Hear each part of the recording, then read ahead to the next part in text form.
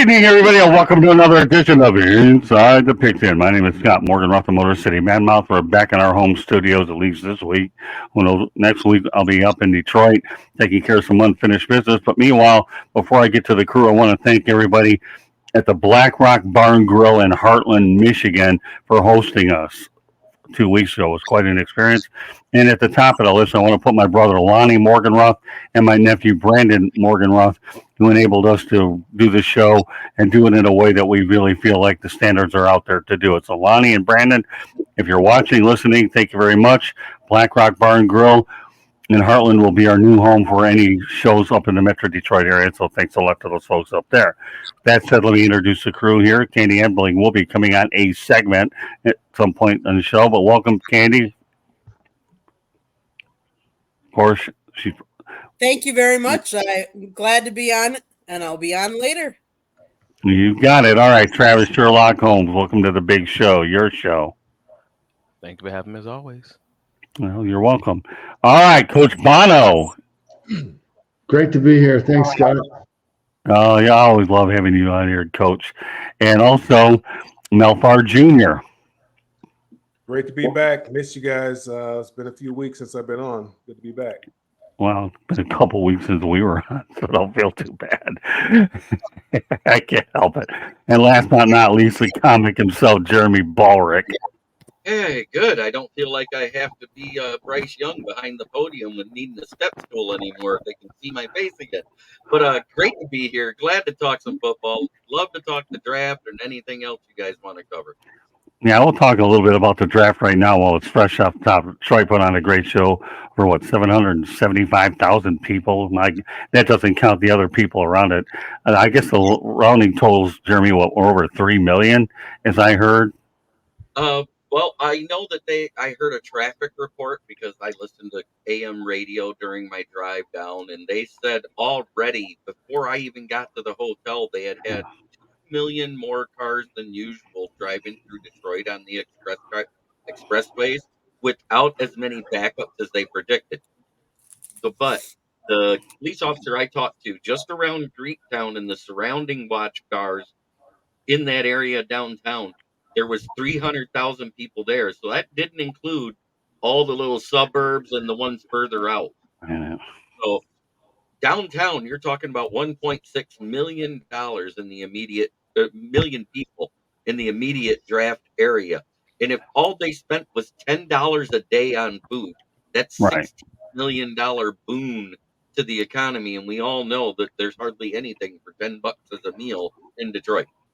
No question about it. And I know that you were on Chicks and Salsa earlier, and I know that you felt it was a once-in-a-lifetime experience for you to do it, and we're glad you represented us with a lot of dignity and class, and it was good to be behind the scenes of your podcast, watching you talk, while I fed you a little information here and there on history, things you may have wanted to hear versus what you didn't want to hear, which I didn't care anyways. But the fact of the matter is, where I really praise you a lot, Jeremy, was the way you maintained your podcast throughout the entire 3 days and kept your audience engaged. That was a good first act for you, Jeremy. It sure was. So well done, Jeremy. All right. So with that said, for me, it was great. I had an opportunity to interview Mel Owens, formerly of the University of Michigan, and he played for, obviously, the LA Rams. Mel, I'll bet you're probably familiar with Mel Owens, aren't you? Very much so.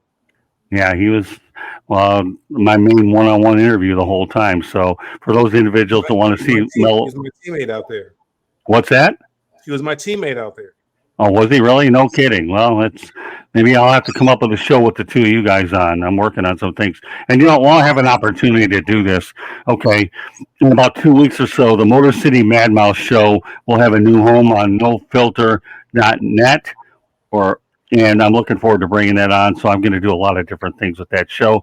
That show will run around 7:30, 8 o'clock Eastern time. So I'll give you more information. I have a lot of different ideas of what I want to do with it. I know it'll hit a good audience, what we are doing now. But when this opportunity fell in my lap, it was just too good to pass up for sure. So, and you know what? Thanks for bringing it up, George. Well, while I have you on the line before we get to the topics, I want to let everybody know about the event that you did have up there as well.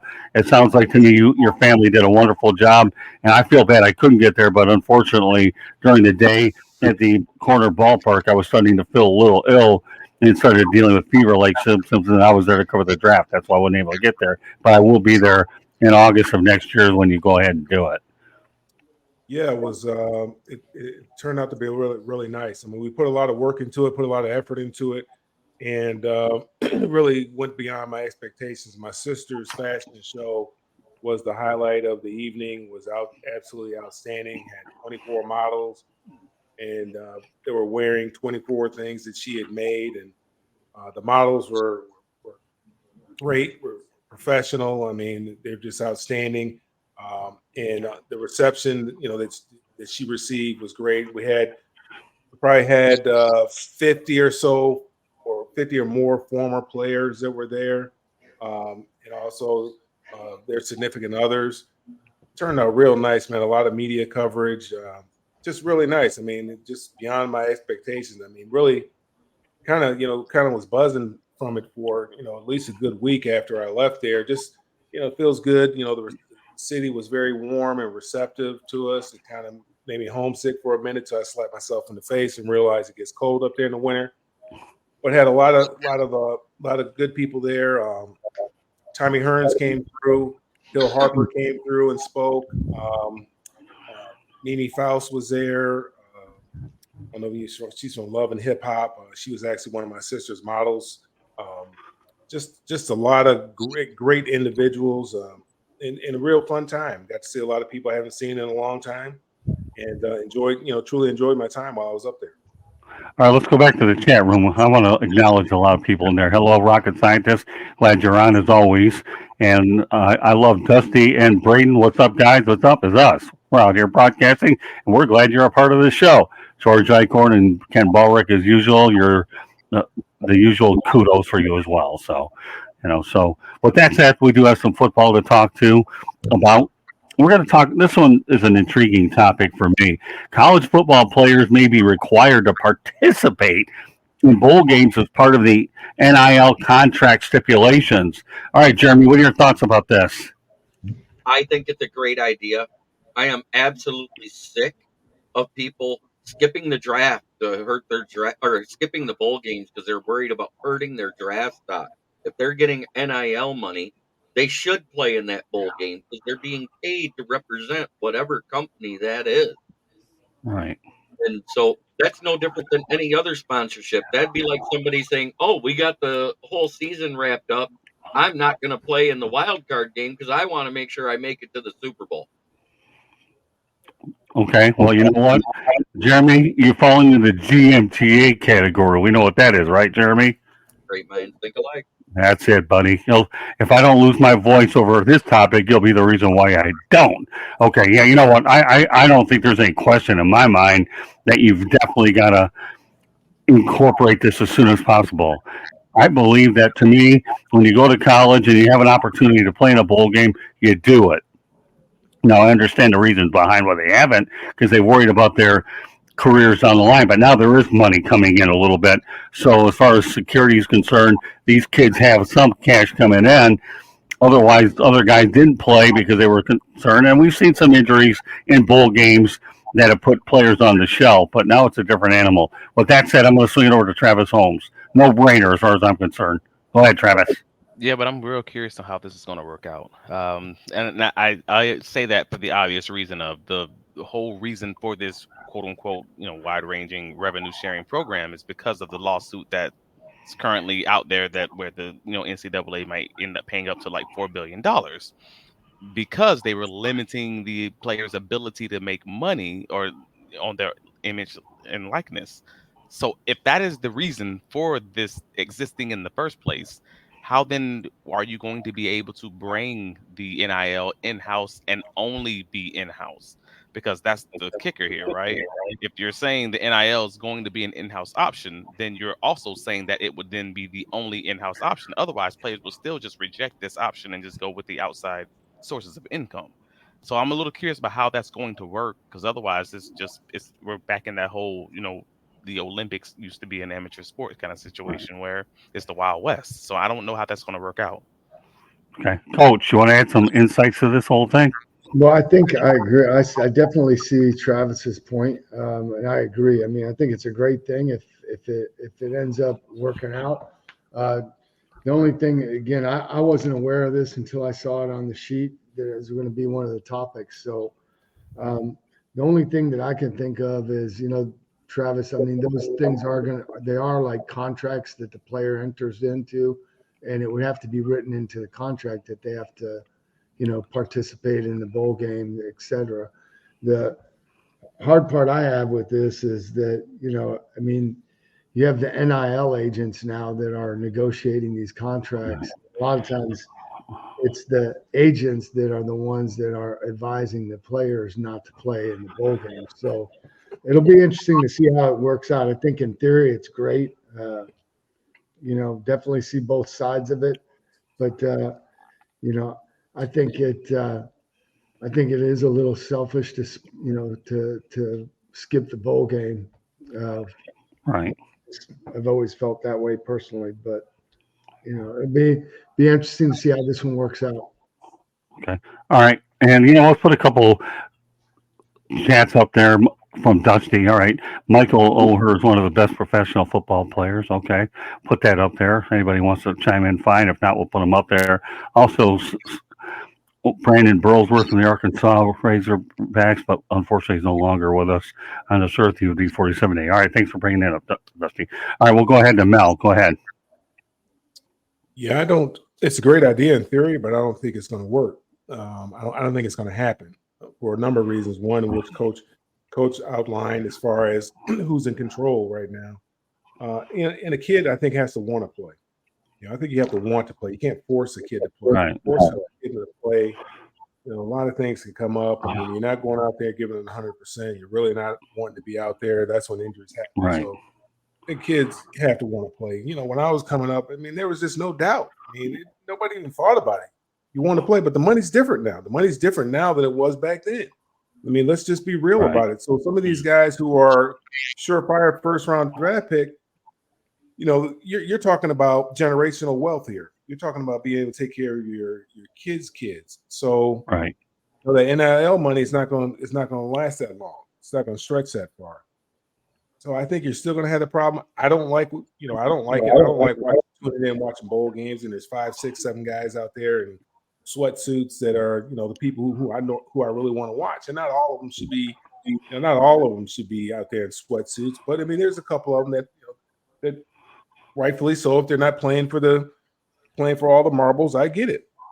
They don't want to jeopardize hurting themselves because I've watched bowl games where but they were playing in the big ones that I can remember. The guys have had career-ending or career-threatening injuries. So I think it's going to be hard to implement. I understand the reason why, because you want to have a better quality game, especially when you're talking about the amount of money that these bowl games generate for the universities. But I think it's going to be very difficult to implement it because, the kid has to want to play. I mean, you can go out there and make it or whatever. And, but if he doesn't want to play, don't play. Okay. Fair enough. All right. Well, this next topic should be really interesting. And even though many of us remember Tom Dempsey, the guy with the square foot that beat the Lions in New Orleans over at Tulane Stadium, but now in Detroit, we have another guy by the name of Jakebates who plays for the Michigan Panthers. This guy has made, get this, 360-yard field goals this season. There's never been a kicker in NFL history with 360-yard field goals in a single season. More importantly, he kicked 5 field goals on Saturday in the Panthers' 28-27 win over the Arlington Renegades, who are 0-6 under Bob Stoops. You talk about a guy with a foot. I remember, was it Herman Weaver, Jeremy? I think that was Thunderfoot many years ago, right? So this guy here. So I guess the main question is this, and we'll start off with Jeremy since the reference. Where do you think Jakebates is going to land? Well, since you put it that way, let's talk about what he's done this season for the Michigan Panthers. He's 13 of 15. The only 2 misses he has was at an outdoor windy stadium. He's made all of his 60-yarders in Ford Field. He's already been in twice to talk to the Lions because they can talk to him, but they can't offer him a contract for the UFL season Right. because that's the way that contract was wrote up between the different owners groups. So that being said, I think it's a good chance he ends up right here in Detroit because what do we got? We got Michael Badgley, and he's so bad that we got guys, fans of the team that call him Bag Lady. And then we just signed the UDFA out of Michigan, whose longest is 52, and that's James Turner, the kicker out of Michigan. So, yeah, why wouldn't we bring him in? Because then maybe we wouldn't have Dan the Gambler Campbell at 47 yards going, I'm not kicking a field That's goal. funny. Yeah, that was funny. Yeah, Dan Campbell. For those of you that want to know about Dan the Campbell, that was funny. Don't say nothing else. Quit while you're ahead on this topic, Jeremy. That was good. All right, we'll switch it over to Coach. That was good. Definitely deserves a shot. I think it would make sense for him to land in Detroit. We'll see what happens. They don't really have a proven guy. I mean, Bagley's a veteran kicker, but we've talked about him before. His range is limited. This kid gives him another element. So I wish him well. I wish him to continued success. Obviously, the how he finishes the season that he's in right now will be very important. And it looks like the league has found a star.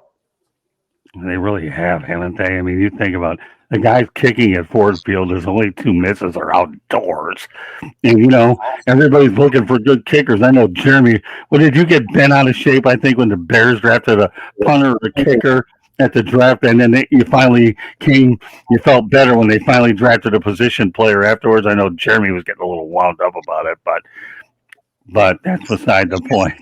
They had 4 picks in the draft, and they wasted their last 4th rounder. Granted, this guy's the best punter in there, but Right. according to the prospect list, he was 322nd prospect in the league, and they take him prior to pick 200. And then they had to trade up and waste next year's 4th round pick to get the defensive end that was the 87th prospect overall. If they'd have reversed it and did that the other way around, I'd have been okay with it. Because to me, taking a punter in the 4th round, you might as well take a one-armed quarterback. The only thing I'm going to say about this thing is the way you reacted on your podcast. It was just funny watching you react the way you did. I mean, there comes a time, it doesn't happen often, that I do keep quiet, okay, and I do observe people. And this time, if you would have saw it, if I would have videoed, and I'm not smart enough to do that stuff anyways, I got somebody way smarter than I am called Candy, okay, that does this stuff. Jeremy, you would have been a great video to happen, judging by your body language and your reaction. I'm leaving it at that. Okay, with that said, let's take it over to Travis. What are your thoughts about Mr. Bates? I mean, he's balling out of control right now. The man's in the zone. But to be fair to both him and fair to other people who we've seen this from, kickers are very sensitive, fickle. There we go. Yeah, fickle athletes. Let's say it that way. So he's in the zone right now, and he's absolutely earning himself some opportunities and some money with this. But to Jeremy's earlier point, he's more likely than not going to end up in Detroit, at least for the right of first refusal. And then maybe he'll get a few opportunities elsewhere if it doesn't work out in Detroit. But that's more likely than not going to be the initial spot. It's kind of crazy to me that he was with Houston last year, but they allowed him out of that contract after the first game to give him an opportunity to get on with another team, and he wasn't able to grab another opportunity in the preseason, and they didn't have any kicker issues. So it's good to see this happening for him, and again, he's getting himself a little bit of a bag for sure. But it's more likely than not going to be Detroit with the right of first refusal. Well, the one thing I noticed about United Football League, I didn't bring it on as a topic tonight because I had other ones I needed to get to because of timing. But the United Football League ratings are really pretty good all year. I believe Jeremy, the demographics are 19 to 47 or somewhere in that area, somewhere in there. So, this is a league here now that they've actually merged with the XFL and the USFL. They've done a really good job. I love the spring league, so I think we're going to see some more things. Mel, what are your thoughts about Mr. Bates? Yeah, I think it's great. I mean, number one, he's getting an opportunity. I think that's what we talked about before is guys need reps. You look at this guy's career, he didn't get any in college. He handled kickoff duties. He didn't kick field goals. He wasn't kicking field goals. Now, that also tells me something else. I mean, the guy, does he have the yips? I mean, did he have something was going on, mentally that he wasn't afforded the opportunity to kick field goals in college. And even when he got, like Travis alluded to, he got picked up by the Texans and there. Now, one thing we know is he has a strong leg, and whatever issues he may have had, whatever psychological issues he may have had performing on the big stage or whatever the case may have been, obviously he's gotten over those. And this is what the UFL is about. Giving guys opportunities, giving them an opportunity to get some exposure and be able to go out there and make a career for himself. Because had it not been for this league, we would have never heard about it. We would have never heard about it because he wouldn't have gotten another opportunity more than likely based on what he did in college and based on, the fact that he did have a tryout with the Texans and he wasn't able to hang on there. He lasted there a month. So I don't know what happened during that month, during that period, but evidently he didn't show enough for him to hang on there and fight for that job. So I think it's good for the kid. I think it's real good. And it's good for us. It's great for us. Gives people something to talk about, people to get excited about. And I think, this could be a life-changing opportunity for him if he gets an opportunity with the NFL club and he's able to, hang in there for 10, 15, 17 years. I think it'll be great. All right, back to the chat room. Let's go to Dusty at the top with Michael Oher. Come on here sometime. If I can get him and I can find him, I'll bring him on.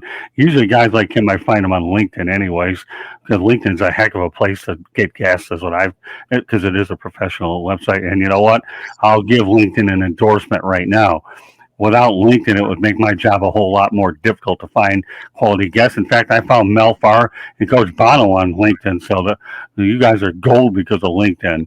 And Jeremy, I just stole him from a competitor, so I don't care. I'm proud as heck of it. And Travis, I met him in person, so that worked out okay. Well, I want to mention the other competitor, who, by the way, is working at one of those dollar places instead of the home improvement place, but who cares? But nevertheless, all right. And back to hello, Ralph Williams. And we'll go to Dusty out there. If I can find somebody from Ole Miss on there and the ticket is LinkedIn, Dusty, I'd love to have him on. Yes, Ralph Williams, the St. Louis Battlehawks sell it every game. They're definitely the class of the UFL, USFL, XFL, wherever they're at. And Bo, we miss you tonight, but looking forward to having you on in a couple of weeks. And George Eichhorn. Oh, look at that. Mel looks 15 years ago with his clean shave. Looking good, Mr. Farr. Look at all that love here. All right, with that said, I'm going to bring Candy Ebling on right now. She'll go out there and provide the promos, and we have a topic that's ideally suited for her. Go ahead, Candy. Sorry, here I'm trying to get on stage. There we go. Okay, so I'm going to give you the particulars for our channel first. Go to our website, www.southfloridatribune.com. You can see Jeremy's writing. You can see Scott's writing. You can see George Eichhorn's writing. You can see my photographer at my work as a photographer. Go to our YouTube channel. Hit that red subscribe button. Share us, like us, share to all your friends. Also, go to all of our guests and go to their channels and help them promote themselves as well. You can find us wherever you get your podcast, Spreaker, Google, Apple, iHeartRadio, all of those places. Scott also wrote a book, Lessons from the Microphone, Tuning into the Enduring Wisdom of Visionary Leaders. It talks about how media has changed over his 40 years.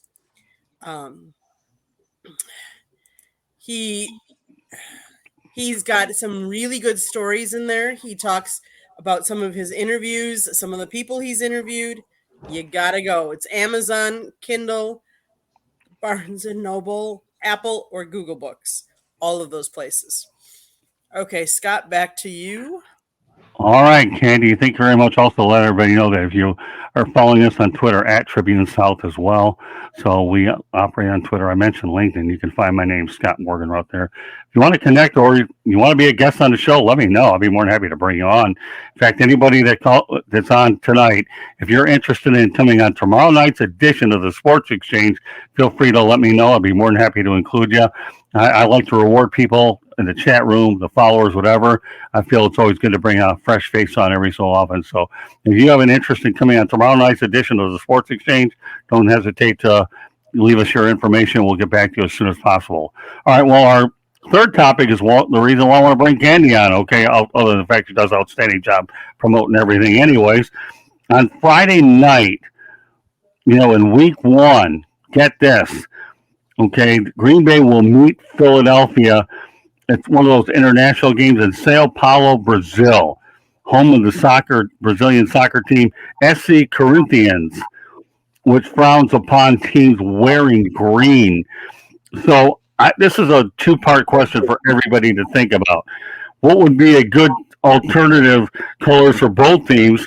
And then the second part of the question will be, what are your thoughts about the NFL playing on Friday night? You know what, Candy? Since the Packers are involved, we're going to let you lead off.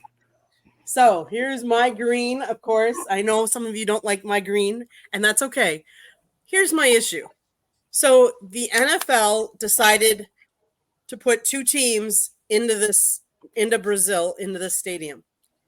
Now, obviously they didn't do research because there's only 3 teams in the NFL that wear green.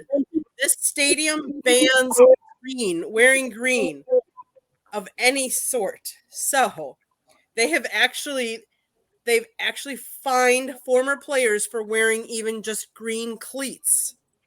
Okay, so the 3 teams in the NFL that wear green, the Eagles, the Packers, and the Jets. So you put the Eagles and the Packers in on that. Okay, so what are you going to do? Well, the Eagles did have black uniforms, so they could go. They're supposed to be the home team. Their home uniforms are green. So obviously they can't wear those. Or maybe they do and the NFL gets fined. But the problem with that is there's so many fans that are going to be against wearing the green because they don't believe in wearing the green. So Eagles could wear black. The Packers could wear white. Yes, there's still going to be some green. Now, the problem is when the Eagles wear the black uniforms, they had already retired their black helmets, and they can't come back till 2025 is what I read. So I don't know exactly what they're going to have to do. They're going to have to figure something out. Come on, NFL. You could have either moved this game to someplace else or put 2 other teams in there. You should have done some research before you did this. And really, I'm not happy with it being on Friday night because Friday night has always been traditionally high school football night.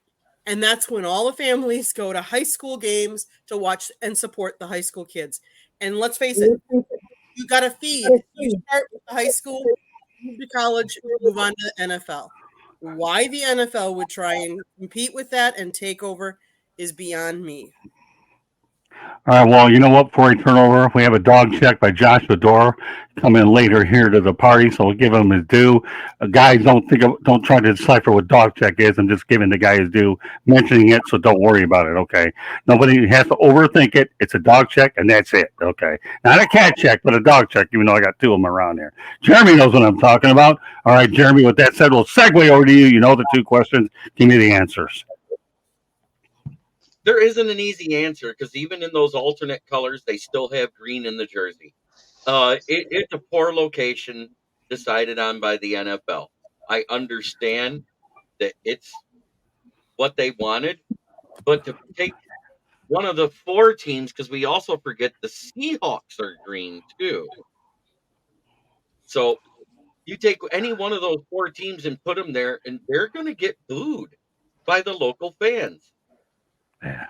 So now we got somebody wanting a cat check. Yeah, right.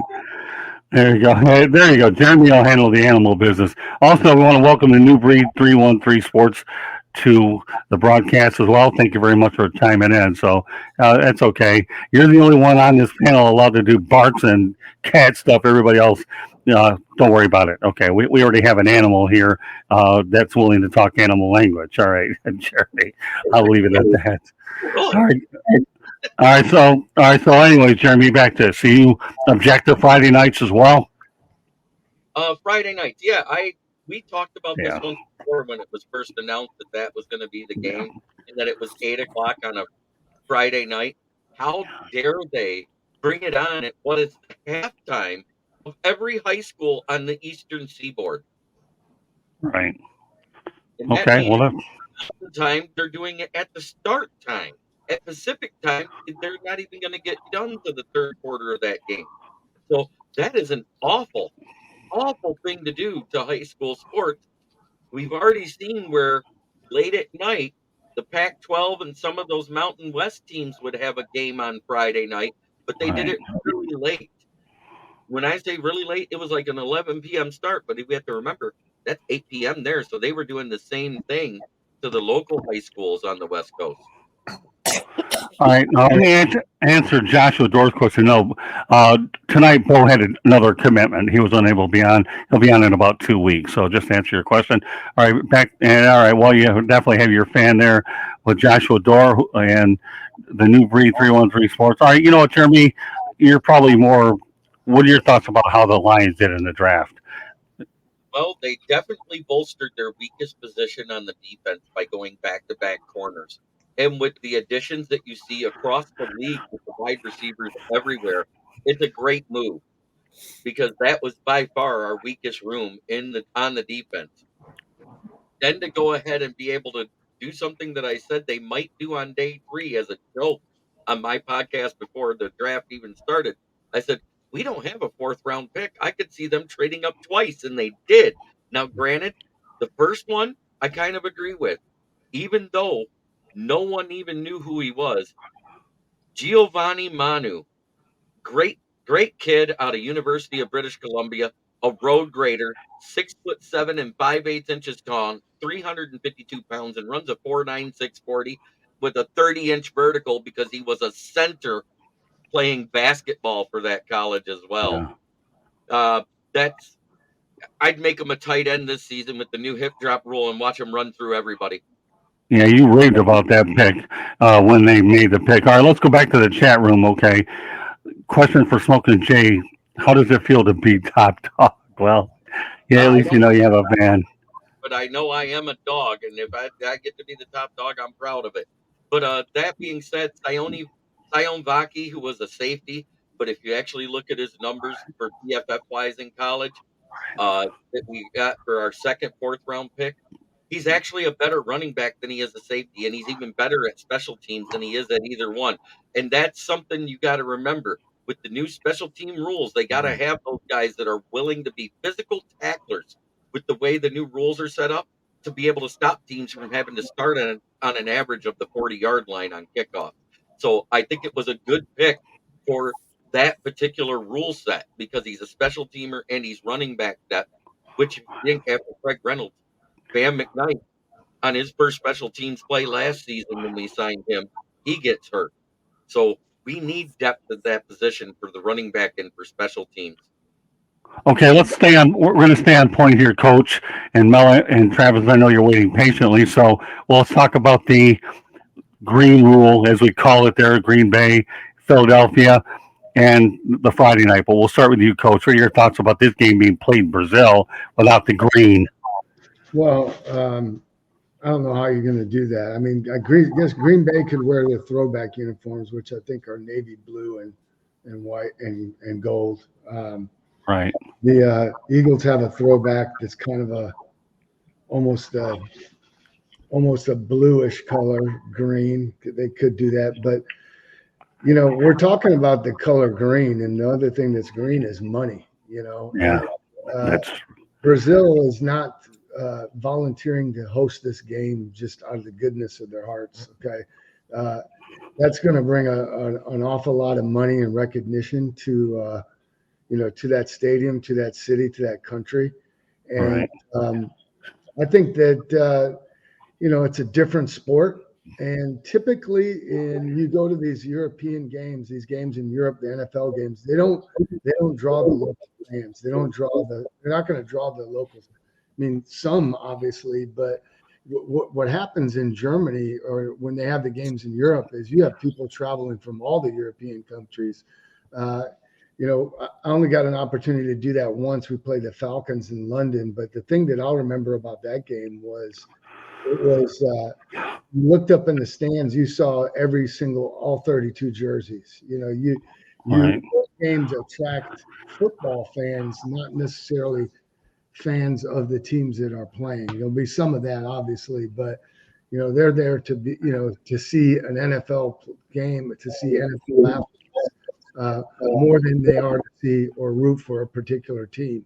So I don't think it'll be an issue. I think because it's a different sport, because of the money involved, I think they'll, everybody understands the value of green. Yeah, that's why I'm wearing it tonight, just to prove a point. Okay, so Now, as far as it being played on a Friday, I don't like it. I'm a big fan of high school football, support it everywhere we've been. So I don't like that. I think Friday should be reserved for high school. okay. All right, Travis. I knew Coach would have that opinion because that man loves his high school football, as do I. But no, and he made a great point. If both teams go back to their throwback uniforms, I think that in and of itself solves the problem. And we've seen the NFL do that in previous seasons, not specifically to fix this problem, but just in general. They have their throwback uniforms as an option, so that may be a good way out of this mess that seems to be our current issue. It doesn't necessarily resolve the issues with the helmets because there still will be green in those, and I don't really know of a way or a workaround around that. But whether that's the Eagles 1930s uniform or the Packers, I don't even know how old that uniform is for the Packers. But yeah, you have options there. But also the other part would I forgot. I'm sorry, I missed who mentioned it originally, talking about the fact that there's a significant money involved here. It's not, and this isn't a law. This is something where the local fans they have some hate towards their local other Brazilian local club who happens to have green. Cool. That doesn't mean you can't wear green in the stadium. I mean, the Brazilian national team has played multiple games in the last like 7 years, going back to 2014 in this stadium. That I'm sure that green in that flag is not banned from that stadium. That's my overall point. So this is probably not something where it's a true line in the sand kind of thing. They just don't like it because they don't like this team. They don't like this. Like I don't like the Tennessee Titans colors. Cool. There are worse things in life, but again, when that money's involved, it'll get done, and we won't have anything to worry about. As for Friday night football, Ugh. That's a hard one. 'Cause the NFL is still king, and unfortunately, they will compete with any and everything. If they can compete with Jesus' birthday, they can compete with these kids. I don't know what to tell you. ooh, that's strong. That's strong. All right, Mel. He's truth, though. No, you're right. I don't even know why we're having this conversation. I mean, really, NFL is a multi-billion-dollar corporation. If you or I were to make this type of mistake, we'd be held accountable. When they went over there and scouted the location, I would have to think this conversation came up. There's there's 28 other teams outside of the 4 that do wear green that could go play this game. Why is it necessary that you choose? I mean, that you're trying to poke the bear here. It seems like they're just trying to poke the bear. Say, okay, well, we don't like green. We know they don't like green, but we're going to put 2 teams over there with green. We're just not going to have 1. We're going to have 2. I don't understand that. Obviously the NFL thinks they're, bigger than anybody. Maybe they figure, they can do what they want to do. We'll just have to see what happens. And again, playing on Friday, I don't like that. I don't like that at all. I'm like Coach and I'm like Travis. I mean, I like college football. I mean, I like watching high school football. Occasionally, I'll go out to a game just for no reason and just sit up there in the stands and enjoy some high school football.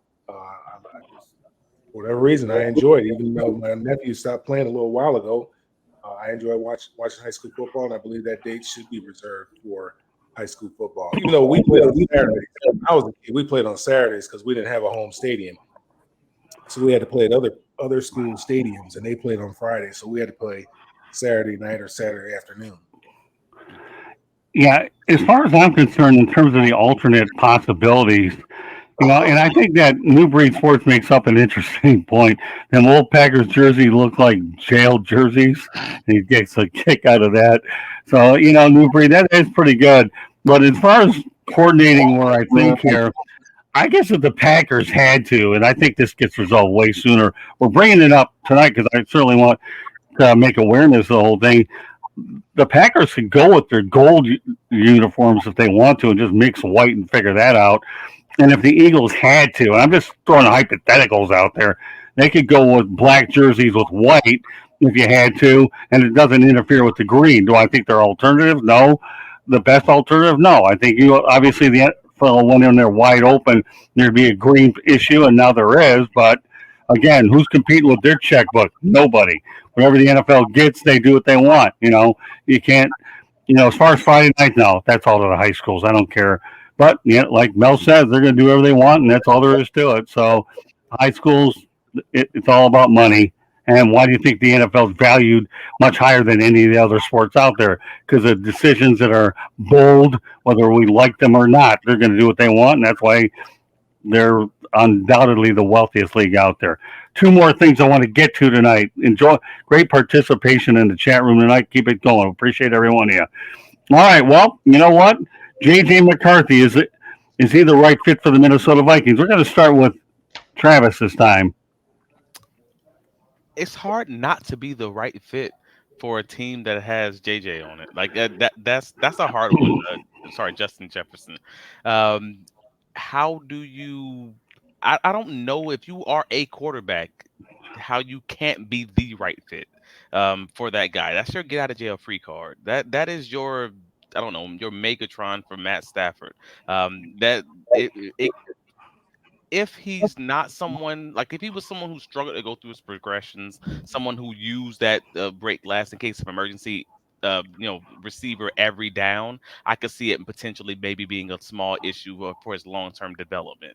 But if you're talking about someone who's shown a pretty acute ability to do just that, to go through his progressions, to have that similarity with someone like a Brock Purdy, who was able to manage an offense and truly go down the field, truly hit his reads, at the 3-step drop, 5-step drop, etc. I can't see a situation where him being in that offense would be a bad situation, and that there's just not many guys like that unless you just have someone who's just severely underdeveloped and someone who's just going to YOLO it and just kind of go to that receiver and just lean on them at all times. Okay, Coach. I think it'll be a good fit, but again, I mean, proof's in the pudding. I'm a little bit, I guess I'm jaded or skeptical always until I see guys play. Right. And again, at the quarterback position, it's so much dependent on all the things around them. I mean, so I like the player. I like the offense and the staff. I think it'll work out well. I mean, there are weapons there as Travis alluded to. So I think it'll be fun to watch. I'm anxious to see it. Okay, Jeremy. Here's the thing. For as many wild throws as JJ had his entire career at Michigan, he had just as many where you say WTF.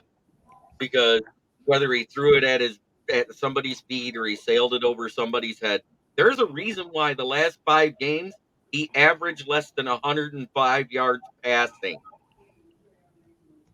It wasn't just hiding him. He was struggling with his reads because he had a point where we went through like 6 games without an interception. The next thing you know, he has 2 in one, 3 in another, 4 in another one. So they stopped letting him throw the ball as much. He went from throwing it 25 to 35 times a game down to 15 or less. So with that being said, that means that there's something with this development that they saw, and you just can't let it go. And I see you, Coach. See, Joshua, even coach is getting into the act. This guy here, let me tell you, coach is good for the brand, and he has a sense of humor. Joshua, if you're still out there, at least the rest of your cronies are going to see it anyways. Look at this. Now they're all getting it here. All right. Coach is in all business. He does have a sense of humor. Keep it going, Jeremy. In essence, I hope he gets to sit a year. I hope Sam Darnold, as the coaching staff said, is going to be the starter this year, can actually make it through an entire season for a change. Because ever since he's left the Jets, he's gotten 5 games and out. And this is a Kyle Shanahan system-based team. So therefore, he might be okay here.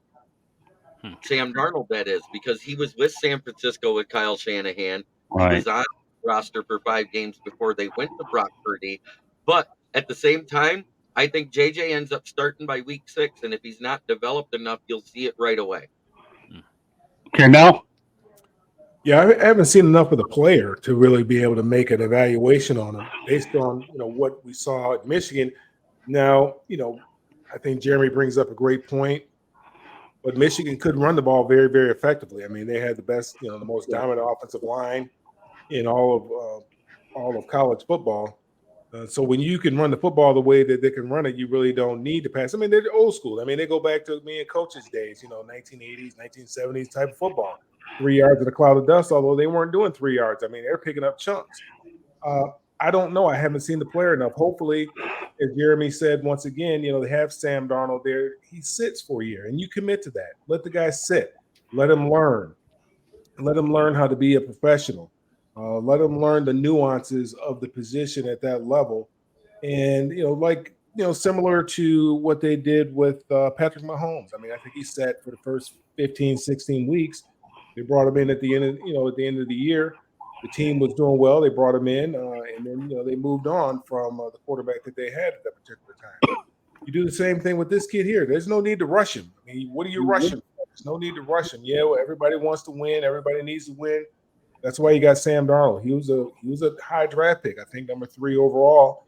And I've never been high on Sam, but he's serviceable. He should be able to get you through 15, 16 games, how many ever games you want to get you in the playoff chase. Although, that division is going to be tough with Detroit there and Green Bay. It's going to be tough. So let the guy sit, man, as opposed to having him go out there and then all of a sudden he gets gunshot because he's just getting pummeled and he loses his confidence, similar to the kid that just left the Jets. And it's very difficult for a kid to recover once they've been beaten like that. Even Derek Carr, I mean, he just got beaten so badly. Became was Derek Carr or was his brother? I can't think of his brother's name, but David Carr. David Carr. Yeah, you get beaten like that. It's very difficult to recover. I mean, it's very, very difficult for these guys to recover. May I address this for you, Mel? Because one of my guys came on and they asked, "Is this the former player Mel Farr?" This is Mel Farr Jr., Mel Farr superstar's son. He just did the Mel Farr, the 24 benefit the Wednesday before the draft, correct? That is correct. Okay. I just wanted that benefits players and other students of underprivileged children to go further with their adult life with helping them with college funds. Is that correct? That is correct. And also is Mel Farr Jr. also played in the league as well. So yeah, he is a former player as well. And just so you know, is undone. Okay, subscribe to our YouTube channel, South Florida Tribune. You get to see Mel on every Tuesday night, or unless we need him somewhere else, he's always there to help us there as well. So, Mel, everybody on this group here, they're regular. We like to keep consistency and continuity as well, and that's why I'm proud of the crew that I really have. As far as my take on this, it comes down to one thing. Minnesota head coach Kevin O'Connell, I think is who it is, right? You know what? He's an offensive-minded coach. Yes, sitting a year would be ideal. I think every quarterback should sit a year, no matter what. But unfortunately, too many people have a toy they like to play with it earlier, is what they like to do. And that toy isn't ready to be played with, okay? But the reality is this. If the head coach, to me, is as good of an offensive coach as he is, then there's no reason why J.J. McCarthy shouldn't succeed. But too many quarterbacks get wrecked way too quickly, and that's why we have so many busts is what we have. So great turnout in the chat. I'm really excited as heck about everyone here and proud of all dog checks and no dog checks. Even Coach Bono got into the dog check business here. So now we won't ask Coach Bono to say dog check, but the fact that he's typing it is really big progress, Joshua. Now, I mean, if Coach Bono wants to do it, I'm not stopping him from doing it. But What, dog check? is that what you want to say, Coach? Say it. Dog check. There you go. You got it, Joshua. See what happens? Everybody gets what they want as long as we act nightly and we don't come up with any comments like limbs. Don't get him started on that. I don't want to talk about it. The only one that gets away with that one is Jeremy on Fire Up. Other than that, we leave the limbs out of this program. All right, one last topic I want to get to. One that bothered the daylights out of Ballrick, okay? Is this Michael Penix at number 8 to the Atlanta Falcons? This drove him nuts. And you're not the only one who drove it nuts because I don't think whatsoever Kirk Cousins liked it either, knowing that he left one situation like he did, right? And only to find out, okay, he's going to be keeping the seat warm for somebody else. So you know what, Jeremy? You didn't like it at the draft. Now you get to talk about it on this show. Well, if you talk about their three biggest needs on this team, it was another weapon for Kirk Cousins because Kyle Pitts is allergic to the end zone. He's had 2 touchdowns in his career. You've got Drake London, who's a good wide receiver, but who does he have opposite him?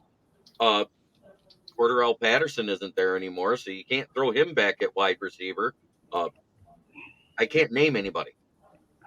So that being said, they could have taken Roma Dunze right there and had him. They could have taken Brock Bowers and moved Kyle Pitts to wide receiver because he's a wide receiver in a tight end's body and just let him play split out at his big height. Or they could have taken a cornerback because they just lost Jeff Okuda because they lost their CB2 the year before. They could have done what they were supposed to do and take Quinyon Mitchell at 8. That's what they should have done and fix their defense. But no, they take a backup quarterback after they just signed one to 180 million, 160 guaranteed for a 4-year contract. And Penix is going to be 26 this year. If Kirk Cousins plays out his contract, he'll be 30 before he touches the field and on his second contract. See, you know what? I'm not even going to comment on this topic, and you know why I'm not going to do it? Because not only do I not want to, I just got to see Ballrick's reaction at the draft, and that was all I needed. So I'm letting Jeremy do my talking tonight. Also, you know, Coach, this is a good one here. This is one of Joshua Doerr's best questions he's come up with towards you. Okay, do you like fresh or saltwater fishing? I know you can answer that one. Saltwater. There you go, Joshua. Good stuff. Keep bringing more. Okay, do they believe in Darnell Mooney then? All right. Chicago Anybody want to? Hey. Okay. All right. So with that said, we'll take it over to Travis Holmes. Penix. It depends on how you want to look at it. There are some people that are in that camp that, hey, you can't go wrong drafting a quarterback or having a succession plan, especially if you rarely ever have the ability to draft a quarterback, this high. If you're perpetually mid, if you're always just good enough not to get the quarterbacks and you don't want to give up a fortune to do it, then you take one when you have that opportunity, and I can fully understand that logic. In addition, you also have the quarterback in your team, a legend at the bank. And we've talked about him in previous months. Like, hey, Kirk Cousins is the legend at the bank. He's not a legend. He is the legend at the bank and making sure he gets paid as far as, those high value quarterback contracts. The man he's changed the game in that way. Knowing that is your guy, at least for the next 2 years, and coming off of an injury, I can see the argument. It's not as much as everybody's like just destroying them in the media over it. I can at least see that. Not to mention the past few examples we have of a quarterback sitting for 2 years have gone a little well. Like, I mean, it worked out pretty solid for the old Green Bay Packers quarterback. So and Jordan Love actually. And it worked out in a solid situation, even for Pat Mahomes. It wasn't 2 years, but the 1 year. But nevertheless, allowing him to develop, not a bad situation if it works out. No one's with pitchforks at your door if it works out. because you have a great situation. And if it doesn't, well, you ain't gonna be there anyways because you're gonna be fired long before that. So it is what it is. All right. Well, you know what? I got to go back to Joshua real quickly. This is the second half of the question, Coach. Do you have a boat? Yes. There you go. Now you have an opportunity to answer my question. Okay. You like the Penix pick? See, Joshua, we squeeze these questions in nicely. Go ahead, Coach. What's your thought about Penix? I mean, to Travis's point, I see both sides of it. I mean, you know, I don't know what look, a lot of times teams get in that situation where they're drafting the best available player, Now, Right. did they go into it anticipating he was going to be there? Did they try to move out of that position and just couldn't get value for what they thought, they needed for that high of a pick? There's a lot of things that happen behind the scenes that, we're not privy to out here. So, I mean, he's a solid player. Was it what they need? Is he going to help them next year? Well, hope not. I mean, they're all hoping that he doesn't play for at least 2 more years. But, you kind of get into those situations and you have a philosophy and you kind of have to stick to your guns. You can't deviate just because you don't want to take, this player or that position. But, obviously they had him highly rated. They had him rated up there. He was available. And I don't think it mattered to them that they took a quarterback. Now, Kirk Cousins isn't going to be happy about it. But of all the guys that, could handle it with the media and everything, I think he's probably one of the guys that could handle it maybe better than most. So, again, you live and die by those positions, those decisions when you're in that business. So there had to be some strong conviction. Obviously there was. They've made the pick. You can't put the toothpaste back in the bottle. I wish them well with it. Okay, well, Mel, you know what? You're going to be playing in your neck of the woods. So, one thing about Joshua Dorr, okay, and I have to aim it towards Coach Bono. We talked about a special team show at one point, but he has an idea for you. But here's a condition, though. Joshua, if we do this thing, you have to come on all the time. And if it coincides with the Panthers game, you have an obligation to come on the South Florida Tribune Anglers show, not watch the Florida Panthers, okay? So, I mean, we know that'll never happen anyways. But, all right, off to you, Mel. What are your thoughts about Penix Jr. coming to A-Town?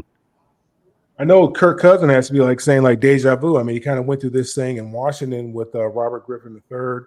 Right. And for a guy like me, for us Lions fans, we're like, man, this looks like this is what Lions would do. But you also have to realize that, again, something the Lions would do. They just gave a quarterback who's coming off a serious injury $160 million for a year. And he has a serious injury that I haven't seen him jog around. I don't know if anybody else has seen him jog around. He's hurt. He's a little long in the tooth now. We all knew he wasn't going to see the end of this contract. Really, it's probably – I haven't looked at the exact structure of it and how much money is guaranteed, but it's probably a 2-year deal, no longer than 3. They might be able to get out of it, get from underneath it after 2 years because he didn't get all the guaranteed money like he's been accustomed to getting. So, in a salary cap era and a team, when you made that kind of investment in Kirk Cousins, you're saying that we're right there. We're ready to compete. We're ready to take this to the next level. And I think as a player, I would have want them to use that draft capital somewhere else. I'm not ownership. I'm not going to be around forever. I need to get this done now while my iron is hot. I don't know if I'm going to be here next year, and certainly have no idea whether I'm going to be here in 2 years from now. I'm not, I can't look at this long term. The owner and the GM have the ability to look at this long term. I don't have that. If I'm a player, I don't have that. I don't have that ability. I got to get it right now. And if I'm a player in the locker room who's been there for a little while, I'd be upset because I'd be like, man, we need an impact guy at this position or a guy at this position. We don't need somebody sitting on the bench for 2 years so that you guys can have a smooth transition to the next quarterback. Now, granted, I think that Michael Penix is – I like Michael Penix. I really think he's the best quarterback in the draft. I like the way he throws the ball. I like what he's had to endure, the adversity that he's faced. and he's overcome it all and became an outstanding quarterback at the college level. I really like his ball. I think he's the best quarterback. But again, that's you got to take emotions out of it. So from a looking at it at a GM standpoint, ownership standpoint, that's one thing. Looking at it as a player, that's another. That's a whole different viewpoint. So, like Coach said, God bless him, and I hope it works out for the player. I hope it works out for the player. Can I ask you something? Can I ask you something, if you don't mind, Mel? How Sure. would you look at it from a Raheem Morris point of view, though? He's new coach. Same thing. I got to win now. I need some help now. He came out and said all the right stuff, talking about he felt like, who did he say he felt like? With Britney Spears or somebody? I don't know. He said, no, Taylor Swift. Yeah, he's like dating Taylor Swift and switching to Shakira type thing. Right. Whatever. Yeah, I mean, he came out. He came out with with the company line. But yeah, if I'm him, I'm standing on the desk. I need help right now. Look, there's quarterbacks going to come out next year and the year after next. There's going to be somebody that's going to light it up, and we can get a quarterback next year or the year after next. We can get somebody serviceable to back up this guy. Let's get somebody that's going to have an impact to our team. Let's get somebody else who can rush the passer, or let's get an offensive lineman, or let's get another skill player. Let's get a DB. Let's get something, somebody that's going to have an impact on this season. Okay, you know what? I want to go ahead and mention something in the chat room that I think I'm probably a little bit more equipped to answer than most of you guys because of my preparation for it. And this is a good point, New Breed, 313 Sports. I didn't understand the Raiders getting Brock Bowers at first when they already have Michael Mayer. Here's the reason why. During the mock draft, okay, Daniel Jeremiah had been picking all along that the Raiders would get Michael Penix Jr., and they knew that. But Atlanta felt the need to do it. I don't think that they would have drafted Bowers had Penix been available at 13. That had been predicted all along. So let's face the reality, somebody was going to get Michael Penix, but, the Raiders ended up getting a tight end that can not only block and catch the football, hoping that what they have at that position is strong. But you know what, New Breed? I don't think it was their intention to draft Bowers. They took the best available players that they could. But Michael Penix was in many mock drafts, was projected to go ahead and be picked by the Raiders. So I don't hope that that's a little bit of clarity for you, New Breed. But Michael Mayer is a different type of player. I mean, they're totally two different types of players. And Michael Mayer is more of a big guy. Brock Bowers can get down a little more shifty. I mean, he's more of your Travis Kelce. He's the guy up there in San Francisco. Right. He's in that mold. Michael Mayer, he's a big guy. He's more of your inline type of guy. Right. He can catch some passes, but he's not as fast as Brock Bowers. Brock Bowers is a beast. I mean, he came in as a freshman, kill him. Yeah, that's an excellent point. But I want to just reiterate, Mel, about what I went into going in prior to because of the mock drafts and all the Zoom calls I participated in. That wasn't the intention of the Raiders to draft him because I thought that Penix would be available. But when they obviously went with him, that was a viable alternative when they were definitely looking for a quarterback. So it'll be interesting to see how the quarterback position plays out. As far as Kirk Cousins is concerned, the only thing I want to mention about the whole thing is this. This man has made a lot of money at every stop he's had, and he's had a good agent and a lot of guaranteed money. So you know what? The fact that he got a contract from Atlanta, boy, I'll tell you, bring his agent on the show, and I'll put him on here. Our ratings will go off the roof with this guy, although I am going to work on maybe bringing on an agent at some point down the road as I work my LinkedIn contacts and hooked up with another one. But Jeremy, you have something you want to add to that? Well, let's look at it this way with the new hip drop rule. Tight ends are going to be able to break so many more tackles this year. And it makes perfect sense to take a guy who is the next generational tight end predicted in this draft. He's the only one that was predicted to be a next generational talent out of the entire draft in the first round. The quarterbacks was said to be very top heavy, but none of them were said to be next generational talents. There is a big difference in that statement. True, but here's the thing, Jeremy, okay? When one of them is gone, then obviously you're left with what's there, and that's why Brock Bowers fell into the Raiders' lap. And the one intangible that I don't want anybody to forget here is they've got a new regime in with the Raiders. Tom Telesco comes over from the Chargers, and I think that the Raiders have a really good, and Antonio Pierce will do a nice job with the Raiders. So it's a much different animal in terms of the draft setup than it ever has before. Great questions all over. I mean, these football questions are great. And Coach Bono, I'm enjoying watching you interact with the chatters here. This is what it's all about, my friend. You got a bunch of fans out here that look forward to you every Tuesday night, just so you know that. So with that said, Jeremy, is there anything else you want to add really quickly? Well, yes, as a matter of fact, if you remember, Brock Bowers was rumored to have been coming out last year, and he was said he was going to be the best tight end coming out last year. If he'd have came out, Michael Mayer would have been the second best at that point. But he couldn't. He was only 2 years removed. He couldn't come out.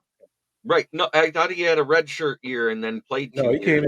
came in playing right as a freshman. No, somebody said that he was rumored to have been coming out last year, is what I was saying. Well, regardless, it doesn't matter. The bottom line is, I don't think that the quarterback was there for the Raiders, and I think they made a heck of a pick in this guy. I really do. And anytime you can find hidden gems in the middle of that first round, I don't think you can find any hidden gems in the middle of the first round. You just hope you don't find busts, which is how the draft process works anyway. So, there's a lot of great points to be made all the way around, a good case for everybody. I really think that there is. So great. Once again, great participation in the chat room. I'm encouraged by all the comments we have. Our shows can last as long as they need to, as long as we get these type of football questions and the interaction. With that said, as we wrap up the show, okay, we're going to let Mel Farr lead off and let everybody know how they can get a hold of you. You can catch me on all the social media at Mel Farr Jr., Facebook, Twitter, or X, LinkedIn, and Instagram. And then you can follow what we have going on as far as what we got going on in Detroit at Mel Farr Superstar Foundation.org. Very good. All right, Jeremy, go ahead. Well, you can find me right here on the South Florida Tribune YouTube channel. You can find me also on the South Florida Tribune website, where you can find my writings about the Lions underneath the Motor City Tribune heading. You can also find me on my channel, which is Kneecap Biting with the Motor City Lions, which I just got the offer today. I will be taking on a second morning show, or early afternoon, from 12 to 1 on Roku starting next month. So as soon as I have the details on the channel, I will release the channel name on Roku.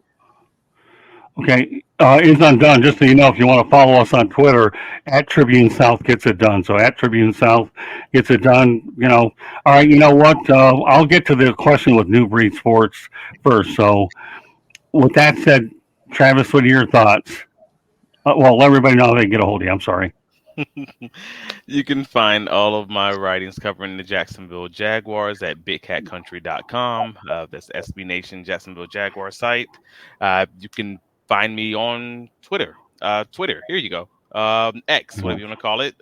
Travis D. Holmes. You can also find me on Facebook, all the socials, same name, Travis D. Holmes. You can find me here every week, wherever you get your podcasts, and 8 p.m. or on the Sports Exchange or Pundits, all the South Florida Tribune offerings. And also you can find me on Fridays at 11:30 a.m. If anyone is interested in Jacksonville Jaguars podcast, we have the Duval Dive Jaguars podcast with my co-host, Kyle Nash, student of the game, as always. Wonderful show, sir. All right, it's undone. Let me just make a couple of points here. Once you follow us on Twitter, if you ever want to become a guest on the show, feel free to reach out to me. I'll be more than happy to go ahead and do that as well. All right, with that said, let's go to Coach Bono. Mine's short and sweet. You can find me here on most Tuesday nights, or you can find me on LinkedIn. That's it. I am social media by choice. Well, there you go. He's smarter than all of us. And so I do want to make an announcement tonight, though, that I think is really important. Number one, as everybody knows, that the Motor City Man Mouse Show is an existing show right now on the South Florida Tribune Broadcasting Network. You will be going to nofilter.net in a couple of weeks. I want to make an announcement that my first two new guests on that show are going to be Mel Farr Jr. and Coach John Bonamago. They will be the first two on that platform. And, Coach Bono has a great story about his cancer surviving. And Mel, what can I say? You know what? He's been with me going back to the Peter Ween days. So I want to make sure I reward these two. Everybody at some point will get on there anyways, but I do feel a responsibility between Coach and Mel that I want their stories to be heard. And this will probably launch in about a couple of weeks or so. So I'm working on it as well. So, you know what is undone? What we'll be able to do to get that particular show is it will ultimately end up on our YouTube site, but it goes live on their site, and then we get everything back. So by following us and subscribing to us, you'll be able to get that. So Coach Bono and Mel, I've been giving it a lot of thought about who I want my first two guests to be on the show, and you guys are do the first, and we'll talk about it a little bit after the broadcast is over with. All right, Candy, why don't you hop in here, let everybody know about our site. Great. This show is just unbelievable. I love doing this show, and to me, I have what I consider a Hall of Fame cast on this show, and Bo Crouch is a big contributor to it as well. So, Candy, go ahead and take it away.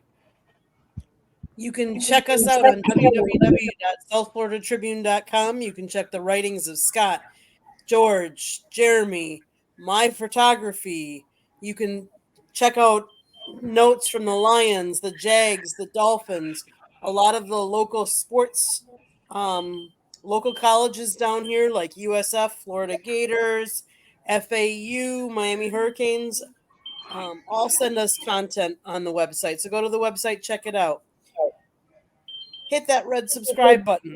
Share us, like us. If you already subscribed to us, that's great. Now share us with everybody else so that all your friends can listen to us and watch the program as well. You can always get all of our broadcasts are available wherever you get your podcasts. iHeartRadio, Google, Apple, Spotify, CastBox, all of those places. If you want to advertise or sponsor one of our shows, call Scott 954-304-4941. If I don't talk as fast as Scott, it does. But if I talk too fast for you, it's all scrolling on the bottom. You can go back and watch and see any of what I was talking about. One more thing, Scott wrote a book, Lessons from the Microphone, Tuning into the Enduring Wisdom of Visionary Leaders. It is available on Amazon, Kindle, Barnes & Noble, Google Books, and Apple Books. We got jokes here. Yeah, we do have some jokes in the chat room. I'm going to bring one of them up, too. I love Melfar. Now, this is a private chat, but I'm going to bring this up because it's interesting. He says, have your people talk to my people. Mike Lodich is my agent.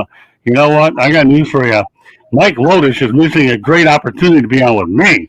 So, I think he should come to me and not sell himself short, because when I saw Mike Lodich, I got confused with Mike Lodich's initials, and I thought he was Mickey Lolich, a former guy for the Detroit Tigers. So, the ML just doesn't work. So, Mike, it's amazing tonight, folks. I have an eye doctor's appointment tomorrow, and now Mel hits me with this Mike Lodich business. Mickey Lolich, not Mike Lodich. Now, if Mike wants to come out to me, they can reach me any way they want. Mel knows the way to do it. So every now and then, folks, we like to bring up some private chat, especially if they're comical. And just to show you how far Mel Farr has come with me under our system, this guy didn't have a sense of humor very much at the beginning with Peter Ween and I, and he's really developed one that's unbelievable.